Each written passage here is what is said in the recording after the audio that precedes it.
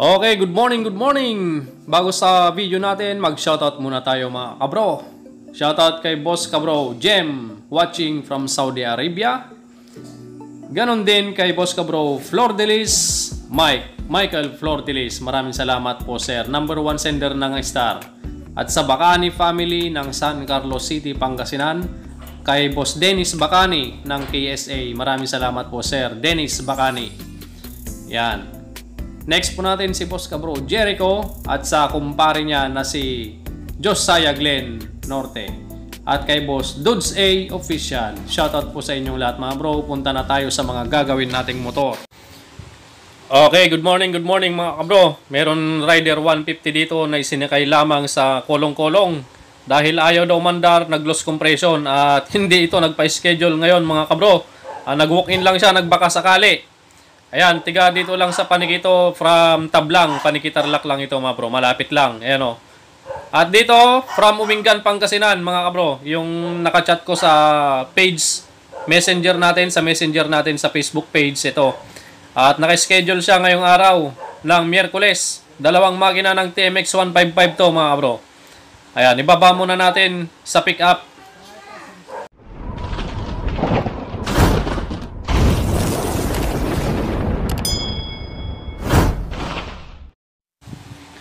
Ayan, so naibaba na natin yung dalawang makina sa pickup mga bro. At syempre uunahin muna natin itong Rider 150 dahil malapit lang naman ito. At basic lang yung sakit nito, loss compression.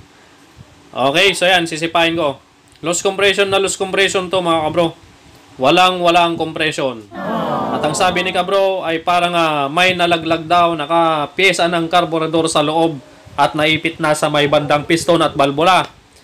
Ayan, so ngayon bubuksan na natin to, babaklasin natin hanggang cylinder head at hanggang cylinder block dahil i-refresh na daw natin ito. Papalitan na rin natin ng piston ring, valve seal at check natin yung nalaglag sa bandang carburetor kung anong nalaglag.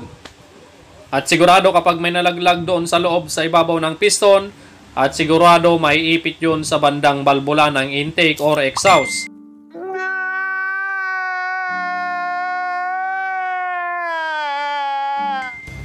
Okay.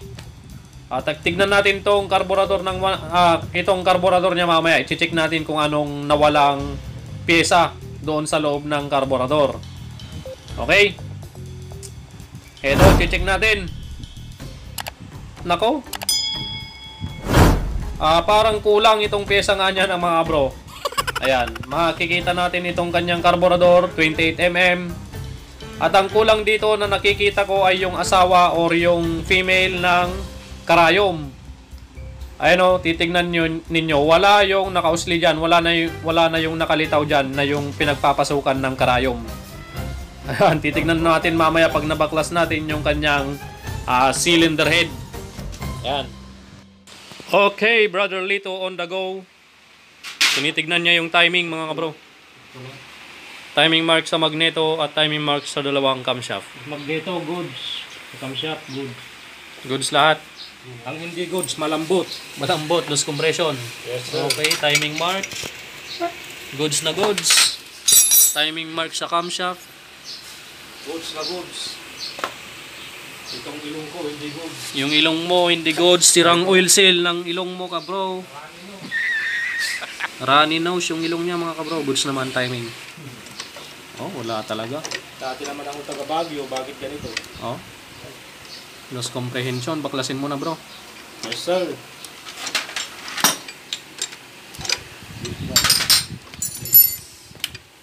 Pinapakiramdaman ko yung ikot kasi baka ganun din yung ikot ng timing chain magaspang. Nadala na ako yung ginawa natin nung kahapon yung last. Bro, ayun ang baon tumakin din na to. Ible-ible yan.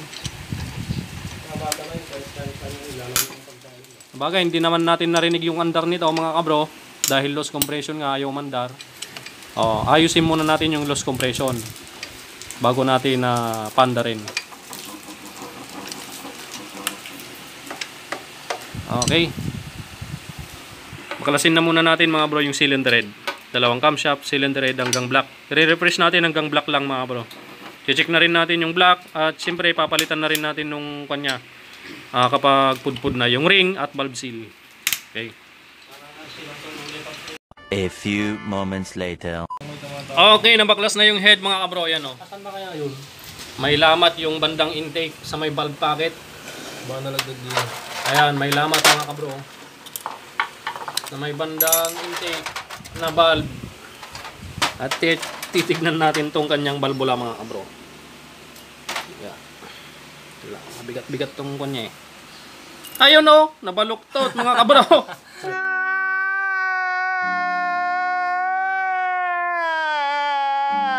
Nakatingal ka. Oh, ayun o, nakabaluktot na yung balbula niya. Oh. Hawakan ko itong apat. Nakatinga bro, nakatinga. Oh, nakanganga na. Nalaglag na yung washer. Ayun, nakasabit. Ayun, may nakatingal. Galing. Oh. Sabi ko na yung asawa ng karayom, Brad. Oo, asawa ng karaya sa loob. Asawa nung karayom nung karburador. Ayun o, nakatinga. Oo, ayun o. Oh. Ayun na siya, yung asawa ng karayom. Tama rin yung ano niya, may Hindi tama din yung suspect niya, Brad. Nasa yung laman ng carbs may nalaglag dyan sa loob. Oo. Ayun o, nakanganga na mga bro. Yung asawa ng karayom yan. Kagaya nito, kukuha tayo dito. May asawa ng karayom dito eh. Isa repair kit. Yung kamay ko. Ito, ganito yung nakaipit mga bro. Yan, ganito yung nakaipit dyan. Sabi ko na nga ba. Okay. I-check natin yung balbula kung hindi nabaluktot. Okay, dahil itong kanyang tappet shim nakalubog masyado. Ayun o, yung isa nakaangat, yung isa nakalubog na. Yun yung isang balbula. Yung naipitan ng ugat. Naipitan mga bro, ayun o. Wala na. Okay. Baklas pa yung block. Check na rin natin yung cylinder block kung walang tama. At papalitan na lang ng piston ring at dalawang valve seal. Apat Yan. na ba? Ay, apat na valve seal pala. You serious? Dahil puro valve to, apat na valve seal. Oh, okay. Update mamaya mga bro. Okay, so habang hinihintay natin yung bumili ng pyesa ng Rider 150, pinabili ko siya ng valvula dahil nabaluktot, piston ring, valve seal at langis. Kaya ngayon, binabaklas na muna ni Brother Joby, Kagawad at Brother Lito itong makina ng tiga Umingan, Pangasinan. Yan, inumpisan na nilang baklasin yung isa at isusunod din natin itong isa mamaya pag natapos natin yung rider. Okay, so bali itong isang makina nito mga bro, pagkakahuyan na lang daw natin yan. Yung isa na lang ang ikukondisyon natin. Bali itong yung makinang to, itong contact point na na-stock, pagkakahuyan na lang natin nang pwedeng gamitin to dito na ililipat sa kabilang makina. Yan. Itong makina lang na to na binabaklas ni Brother Joby ang kukondisyon muna natin. Okay, so itong Rider 150, hintayin lang natin yung pyesa niya mga bro para matapos na rin natin. Yan. Update mga bro, hintayin lang natin yung bumili ng pyesa at isasalpak na natin mga bro yung mga gamit niya. Okay mga bro, nakabili na si ka bro ng pyesa. Ayan. Shoutout. Ano nagan mo bro? Anong pangalan mo? Ha? Bon Rebanyo. Ayan si ka bro. Bon Rebanyo from Tablang. At si bayaw niya. Bayaw mo ba? Bayaw niya si ka bro. Ano pangalan mo bro? Dominic. Ayan, si ka bro Dominic. Hindi pala nakakaintindi ng Ilocano kanina. Ini-Ilocano ko. Kapangpangan pala si ka bro. Okay, nakabili na si ka bro ng yung balbula na baluktot. Ayan, kaya pinabili ko na si ka bro ng balbula. Ito yung nabili niya. Bali, dalawang intake valve yung nabili niya. Oh. Original. Yan. Tapos, piston ring, SGP din. Standard. At SGP na valve seal, 4 na piraso. Tapos yung cylinder block, okay na yan mga bro. Hindi original pero okay na yan. Okay na rin yan. Kakabit na lang natin to. Babalve seating pa ni Brother Lito to. Ilalapat muna niya dun sa valve seat sa may cylinder head para walang singaw. Para hindi mag-lose compression. Okay. Maglapat muna ng valvula at para may salpak na natin to. Para kayo. Okay, bago natin isalpak yung block, nakabit ko na yung piston ring mga bro, sasalpak na lang. Merienda muna tayo ng taho. Ayun si Kagawad. Ito po, taho na Ayan. po, tataw muna po ako. Ayan, taho. Okay, straight muna Kagawad, patayin muna yung taho. Ito po. Ayun, yung taho. Bitin mo brad eh. Yeah. Okay. 1, 2, 3. You know, pampira. Isang lunok lang brad. Isang lunok lang. Oo. Isang basong taho, isang lagok lang. Oo. Ibang klase yung lalamunan mo. Alright. Assemble na natin to. At si Brother Lito, ayan o. Dinadali na niya yung valvula, bandang intake. Bago yung bagong valvula yan, original. So nilalapat lang niya para mawala yung lamat nung naipit na asawa ng karayom ng carbs. Yan. Gawad po kang basahan doon na naman.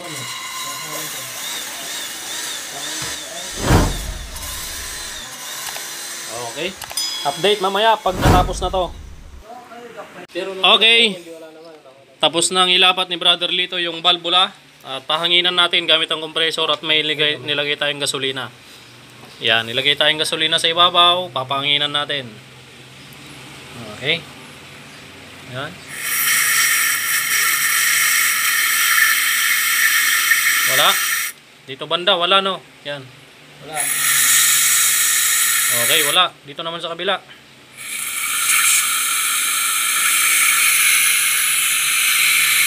Bubula ba doon? Wala. Bubula siya. Pag may singaw yan, bubula yan. Ito naman sa bandang intake. Pagyan natin sa bawang.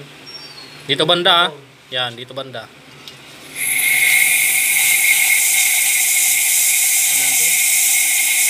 Wala. Sa kabila naman, dito.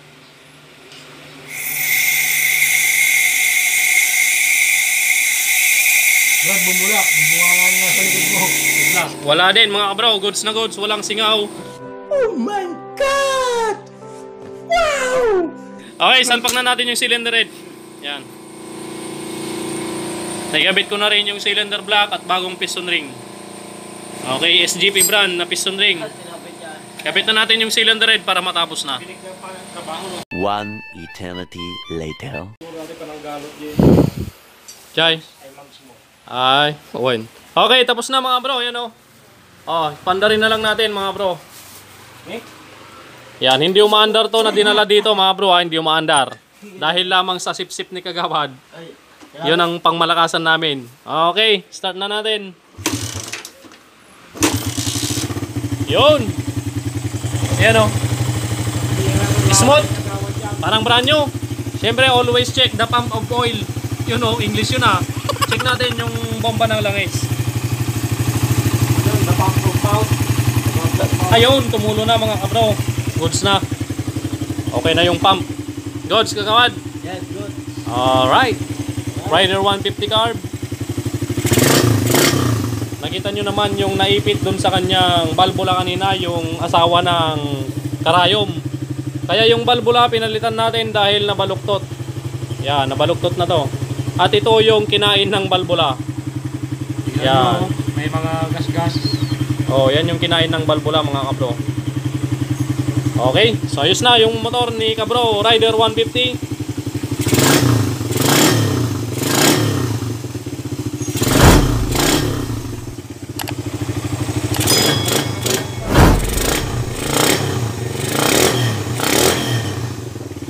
Alright.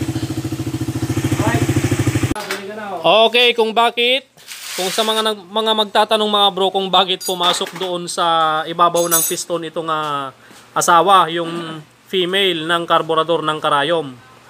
Ayan, sa mga magtatanong. Kaninang nilagyan namin ng ganito doon sa carbs, sa loob namin pinadaan. So nilagay namin yung jettings, okay naman. Kaya itong nagtataka tayo kung bakit napunta sa loob ng piston to, sa ibabaw at naipit sa valvula. At sala rin sa pagkabaluktot nito, intake valve. Okay? Siguro ito nakalagay dati, factory defect, baka sa ibabaw inilagay, hindi sa loob na pinadaan. Kaya sa ibabaw nilagay. Kaya yun, napunta doon sa may chamber. Yan, hinigop. Hinigop ng intake, tapos naipit na yan. Wala na, hindi na umandar. Okay, doon lang. Sa pagkakalam ko lang, doon sa labas na ilagay. Hindi sa bandang ilalim, sa loob mismo. Di Brad, tsaka rin chinek ko siya, may lamat no sa taas, parang pinilit ipasok. O baka sa ibabaw talaga, sa labas nilagay ito, hindi sa loob. Okay, so ganun lang mga bro, maraming salamat. At pagpatuloy natin, kukunin na yung motor ni Kabro. Okay, kukunin na ni Kabro yung rider niya. Okay na. At dinikitan na niya ng Kabro mechanic sticker mga bro. Bro, pandarin mo na, okay na yung motor mo. Okay na yan.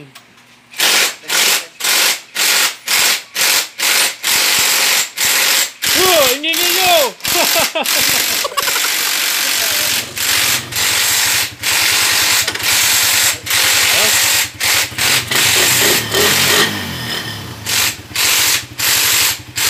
Ayos na ka bro? Ayos. May panggalan na naman si ka bro.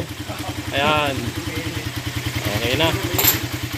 Nagsawa na daw siya sa tricycle mga kabro, kaya pinayos na niya yung rider niya. Ayos. Parang tumahimik pa daw yung andar niya ngayon mga kabro kaysa dati. Kasi nung dati daw, medyo malagitik daw. Sabi niya, pero ngayon medyo mismot pa daw. Yan. Para sa may nagbabanggaan. Oo. Yung kwan yun bro, baka yung decompression release yun. Normal lang naman yun kapag kwan. Oo. Yan. Pero yung decompression release niya, hindi namin tinanggal. Stock pa rin yun. Oo. Dali pag may ako, dito na lang ako. Oo. Okay na bro. Thank you, thank you.